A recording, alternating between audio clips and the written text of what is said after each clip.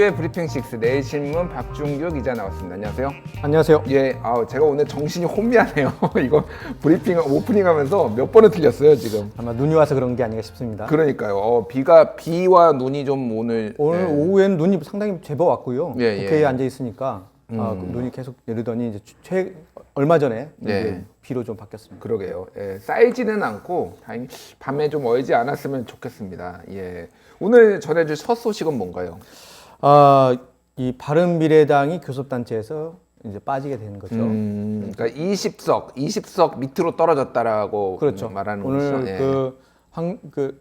손학규 대표의 가장 최측근으로 알려져 예. 있던 이 이찬열 의원이 탈당을 했어요. 예. 이찬열 의원 같은 경우에는 그 전부터 손학규 대표에 대해서 많이 멀어졌다는 것을 보여주긴 했거든요. 예. 그런데 이 상징적인 의미가 있는 거죠. 그리고 바른미래당의 다른 사람이 아닌 바로 이찬열 의원이 가장 먼저 깃발을 들고 나갔다. 예. 이것은 손학규 대표가 실질적으로 리더십을 상실했다 이런 의미로도 보입니다.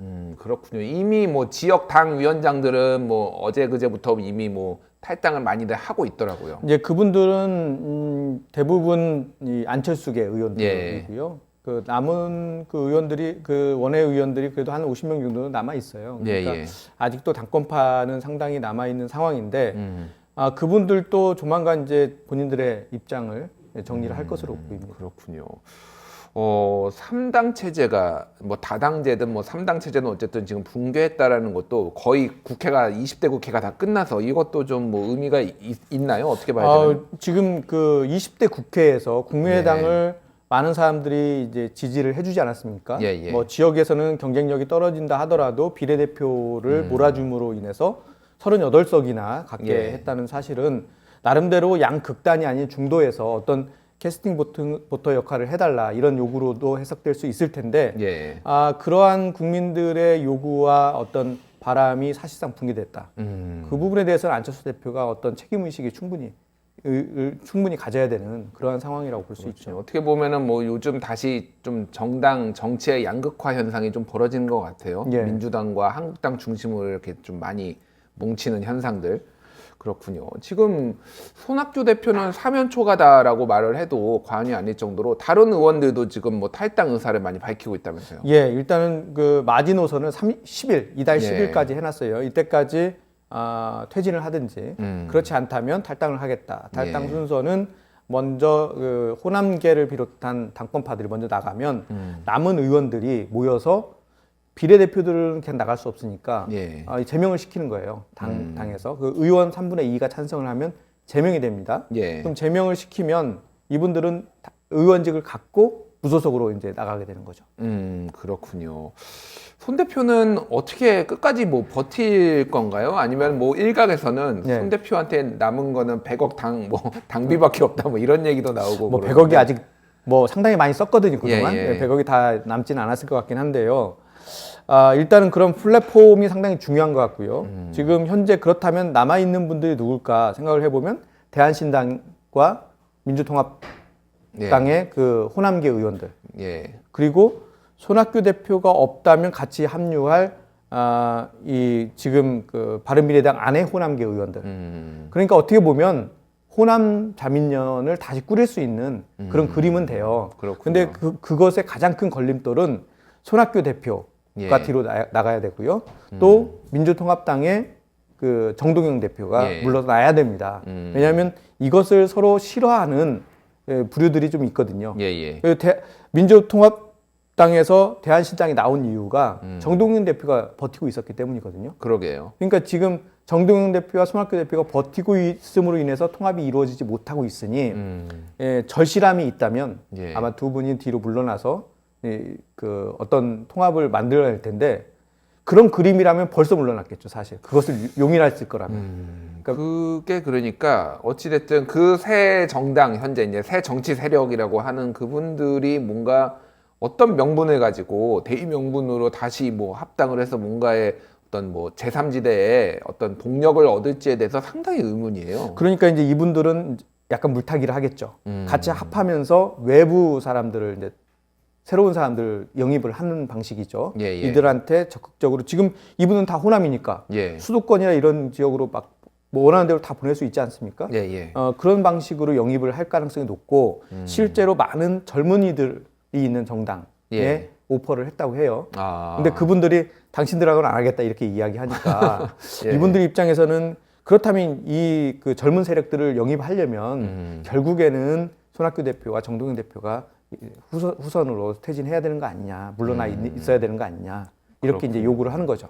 어떤 분이 이제 얼굴, 뭐 간판, 뭐 이런 걸로 나올지 만약에 그 새 정당 정치 세력이 합치면은 어떤 분이 나올지 참 그림이 안 그려지는데 어쨌든 뭐 얘기가 나오는 게 있나요 혹시? 거의 없고요. 현재 네. 뭐 예전에도 잘 말씀드렸듯이 김종인 전 그 비대위원장이 현재 움직이고 있는 건 사실인데 네. 그분의 얼굴로는 사실 쉽지 않거든요. 그리고 예상과 다르게 바른미래당이 이렇게 풍비박산 난 것이 빠르게 진행됐기 때문에 예. 할 역할들이 지금 현재로서는 많지 않아 보이고요. 그렇다면 현재로서는 호남계 자민련을 만들어서 기호 2번 13명 되거든요. 예. 의원들이 이 기호 2번 달고 외부 영입을 해서 뭔가 자기 나름대로의 독자적인 제3지대를 만들 가능성은 있어 보입니다. 그러니까 기호 3번이 그렇게 되면 기호 3번이 되는 그렇게 거죠. 되면 기호 3번. 예, 알겠습니다. 예, 안철수 의원 얘기를 좀 해야 될 것 같아요. 안철수 전 대표. 네. 일단 신당 창당 로드맵이 나왔어요. 예, 9일에 발기인 대회를 하고요. 3월 2일을 목표로 창당을 하겠다 이렇게 현재 계획이 잡혀 있어요. 그리고 이미 뭐 창당 계획과 함께 창당 관련된 본인의 그 메시지를 많이 이야기했죠. 오늘 같은 경우에도 일하는 국회 만들겠다. 내일은 투쟁하는 정당을 만들겠다. 뭐 이런 식으로 해서 계속해서 본인의 공약과 관련된 어떤 새로운 비전을 내놓을 텐데 뭐 크게 새롭지는 않습니다.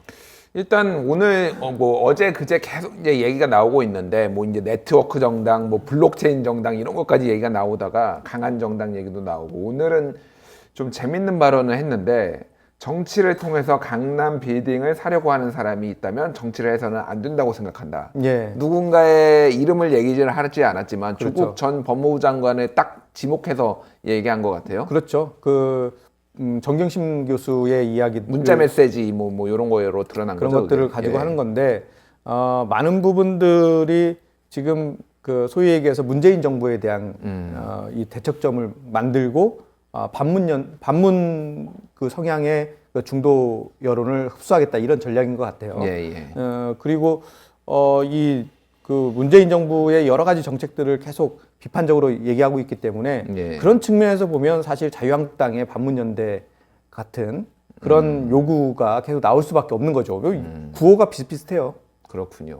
어찌됐든 뭐 지금 상황에서는 뭐 문재인 정부와 지금까지에는 뭐 전부터 어느 정도 각을 세운 상황이기 때문에 뭐 지금 진보 성향으로 돌아서기에는 힘든 거고 그렇죠. 각을 세워서 어쨌든 전체적으로 야권에서의 뭔가 캐스팅 보트를 쥐겠다 뭐 이런 걸로 좀 해석을 해야 되는 거죠. 그렇죠. 현재로서는 이제 중도 그러니까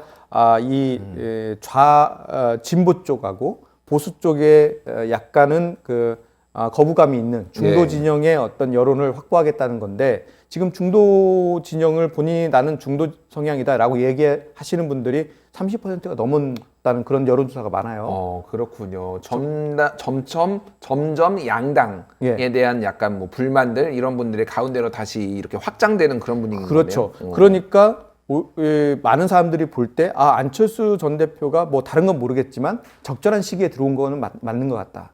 이런 이제 평가는 있는데 그 다음에 이제 이분들을 어떻게 그러면 흡수할 거냐 이 문제가 현재 남아 있는 거죠. 그렇군요. 일단 뭐 좀 더 지켜보도록 하고요. 오늘 민주당하고 한국당이 서로 맞고발을 했습니다. 당대표에 대해서. 그러니까 어떻게 보면 물타기 같은데요.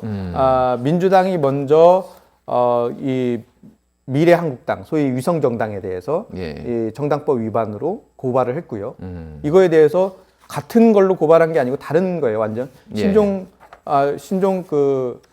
우리 뭐죠? 신종 코로나 바이러스. 진짜 코로나. 계속 이야기하는데 생각이 안 나네요. 신종 코로나 감염증 관련된 가짜 뉴스를 계속해서 당 대표도 이야기하고 또 홈페이지에도 게시하고 있다. 당시에는 이 중국인들이 국내로 들어오는 거 이런 것들을 제한을 하나도 한 국가가 없다 이런 식의 발언이었는데 당시에는 이야기가 될 수 있는데 지금도 걸려 있다 그게. 지금은 70여 개국이 이미 입국 제한을 하고 있는데 마치 거의 사실인 것처럼 이야기하는 것은 이건 가짜 뉴스고 명예훼손이다 이런 측면에서 이해찬 대표와 당 대변인을 이제 고발한 거죠. 참 가짜 뉴스가 물 건너와서 고생이 많이 하고 있는데요. 어찌 됐든 좀 이런 거를 고발을 하는 게 좀 맞나 이런 생각이 많이 들더라고요. 그러니까 이제 뭐 당하고 있을 수는 없다 이런 건데요. 이제 그런 것들이 지금 그 국회 안에서 보면은 지금 원내대표들끼리는 거의 만나지 않고 있고요. 당 대표는 당연히 안 만나고요. 그러니까 이게 정치가 사라진 이 국회니까 정치를 서로 할 수 없으면 제3자에 의해서 판단을 받아야 되는 거죠.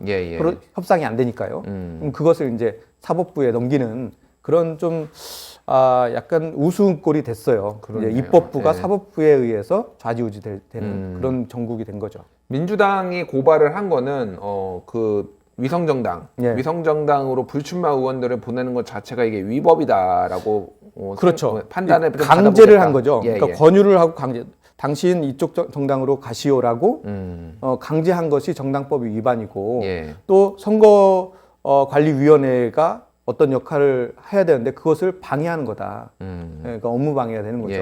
뭐 이런 것들을 묶어서 고발을 한 겁니다.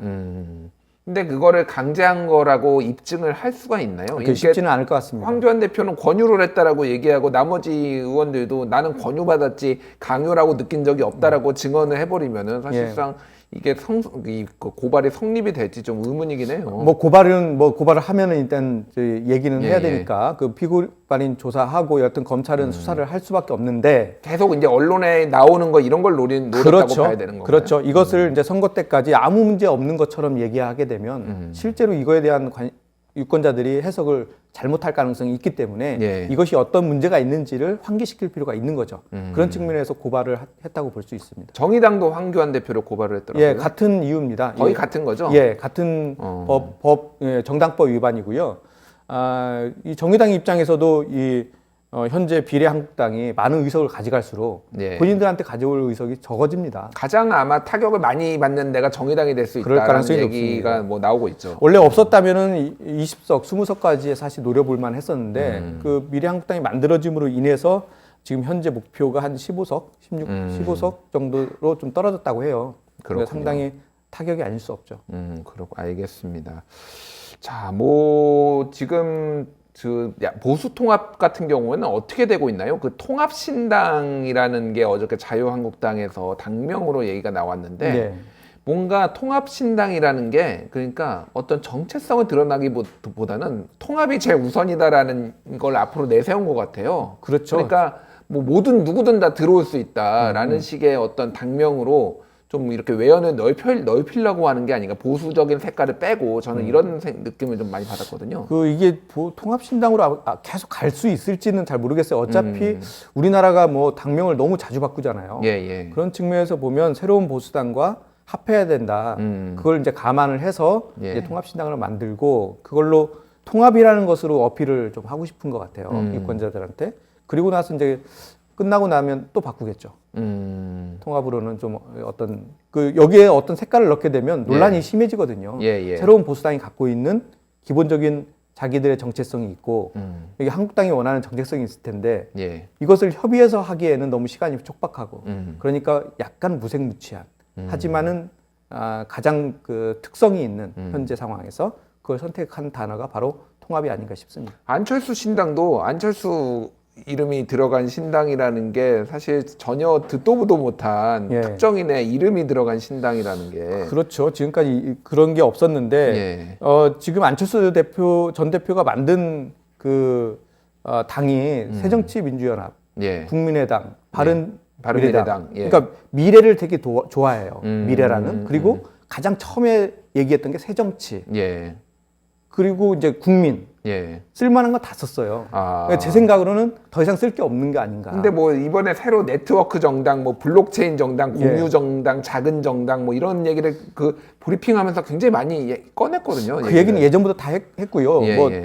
네트워크 방식으로 예전에 네트워크 내일이나 네트워크 미래 이런 것들을 계속 만들어서 예. 전문가들을 이 당으로 들어와서 하는 게 아니고 외부에 있는 전문가들과 선만 연결하면 예. 언제든지 문제 해결에 대한 답을 구할 수 있다. 이런 논리거든요. 예. 새로운 건 없죠. 근데 그것을 이름으로 내기에는 네트워크 정당 이렇게 하기에는 좀 아무래도 포괄적으로 전체 색깔을 내기는 좀 어려운데 말씀드린 대로 쓸만한 건 다 썼어요. 새정치, 국민, 미래 다 썼기 때문에 아마 그 부분에 대해서는 좀 더 고민을 하려고 어차피 3월 1일에 창당을 하기 때문에 예. 그때 가면 좀 바꿔서 할 수밖에 없는 거죠. 이게 만약에 비례에서 잘 모르는 정당 이름을 썼는데 비례 의원, 그러니까 지금 의석수가 많지 않아서 뒤에 예. 밀려서 사람들이 인지를 못할까봐 안철수 신당이라고 이렇게 썼을 가능성도 있지 않나요?